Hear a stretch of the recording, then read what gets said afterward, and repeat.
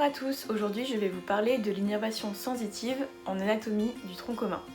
Alors pour commencer, je vais vous décrire plutôt les membres supérieurs et ensuite on passera sur la partie inférieure du corps. Donc pour commencer, le membre supérieur. Le nerf musculo-cutané, premier nerf avec les racines C5-C6, est un nerf mixte mais sensitif pour la partie latérale de l'avant-bras. Il traverse le muscle coraco-brachial. Ensuite, on a le nerf médian. Ses racines sont C6, C7, C8 et TH1. C'est le grand nerf sensitif de la main. Au niveau du bras, il n'a pas forcément d'action, il fait que passer. Ensuite, au niveau de l'avant-bras, il abandonne le nerf interosseux antérieur. Il passe entre les deux faisceaux musculaires du rond pronateur et il se retrouve au milieu de l'avant-bras et il est protégé en avant par le tendon du long palmaire. Au niveau du poignet, il rentre dans le canal carpien et il peut être comprimé, causant le fameux symptôme, le syndrome du canal carpien. Au niveau de la main, il fait la sensitivité du pouce jusqu'au bord latéral du quatrième doigt pour la face palmaire de la main.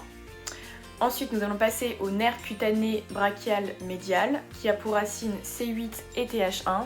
C'est un nerf qui est uniquement sensitif pour le versant médial du bras et il est prolongé par le nerf cutané antébrachial médial C8-TH1 dans l'avant-bras. Ensuite, nous allons passer au nerf ulnaire. C'est un nerf mixte.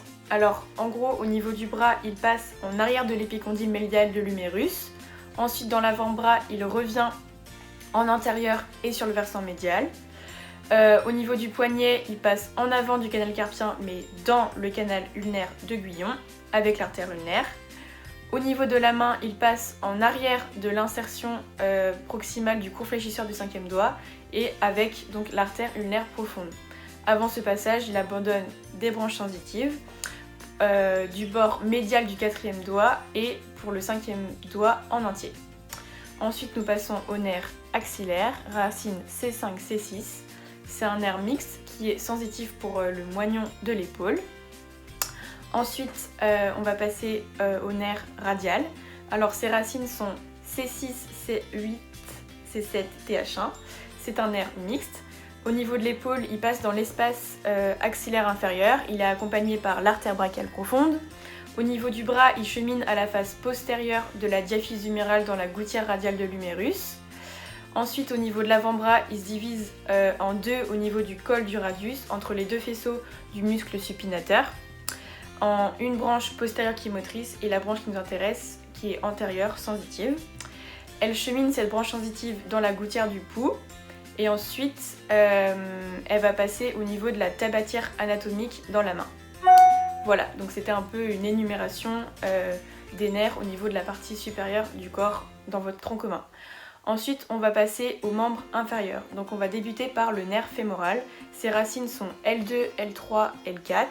L'innervation, donc il fait l'innervation sensitive pour la partie antérieure de la cuisse et la face antéro-médiale de la jambe.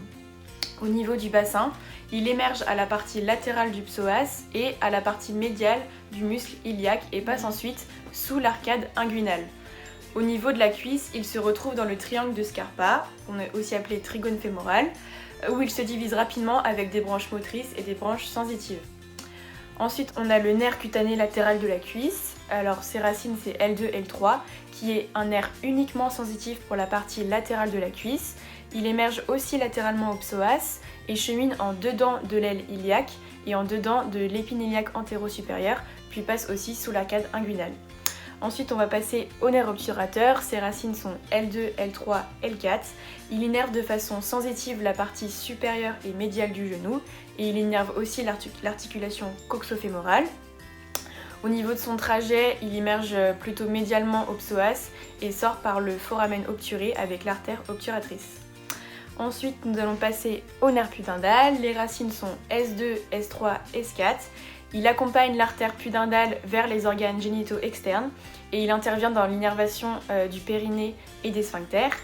Au niveau du bassin, il sort du bassin en passant par la grande échancrure sciatique, puis il réintègre le bassin en contournant la face profonde du ligament sacro-épineux et en passant dans la petite échancrure sciatique, puis il se place au bord inférieur du muscle obturateur interne et il passe dans le dédoublement enfin du fascia de l'obturateur interne. Alors, le nerf sciatique. lui, c'est le plus gros nerf du corps humain. Ses racines sont L4, L5, S1, S2 et S3. Il innerve l'articulation coxo-fémorale en arrière et la loge postérieure de la cuisse jusqu'au pli du genou. Il sort du pelvis par le canal infrapiriformis et il se situe à la face profonde du cadran inféromédial de la fesse.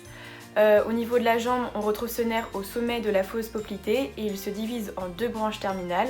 La première branche reste verticale et c'est le nerf tibial qui restera postérieur en accompagnant l'artère tibiale postérieure qui est la plus médiale. Ils vont passer ensuite dans la gouttière rétromalléolaire tibiale pour ensuite se diviser à l'entrée du pied comme l'artère tibiale postérieure et donner le nerf plantaire latéral et médial. Au niveau du pied, donc on reprend le nerf plantaire médial qui accompagne l'artère plantaire médiale, c'est le grand nerf sensitif du pied, et le nerf plantaire latéral qui lui accompagne l'artère plantaire latérale. Il va donner la branche collatérale latérale du 5e orteil et la branche collatérale médiale du 5e orteil et la latérale du 4e orteil. En revenant à la jambe, l'autre branche de division du nerf ischiatique au sommet de la fosse poplitée est une branche latérale qui est le nerf fibulaire commun et qui va venir cravater le col de la fibula pour rentrer dans la loge latérale en traversant le septum postérolatéral. Ce nerf fibulaire commun se divise ensuite en nerf fibulaire profond et en nerf fibulaire superficiel.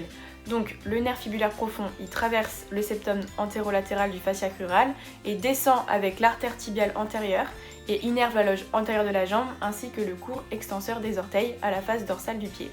Il donne ensuite une innervation sensitive d'une toute petite zone qui est la face dorsale de la première commissure du pied, correspondant à la zone sensitive de la racine L5. Pour le nerf fibulaire superficiel, il donnera l'innervation de la loge fibulaire de la jambe. Il donne une innervation sensitive de toute la face dorsale du pied, sauf pour la première commissure et le bord latéral qui est pris en charge par le nerf sural médial, qui est une branche lui du nerf tibial. Le nerf sural médial prend aussi l'innervation du mollet et du talon, et puis du bord supérolatéral du pied. Une autre branche du nerf fibulaire commun est le nerf sural latéral qui prend lui en charge l'innervation sensitive du bord latéral de la jambe.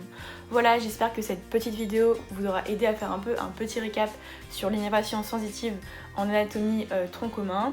Je vous souhaite bon courage pour cette dernière ligne droite, il vous reste vraiment plus beaucoup de temps, donc vraiment donnez tout, restez bien concentrés et puis je vous souhaite vraiment bon courage pour le concours. Bisous!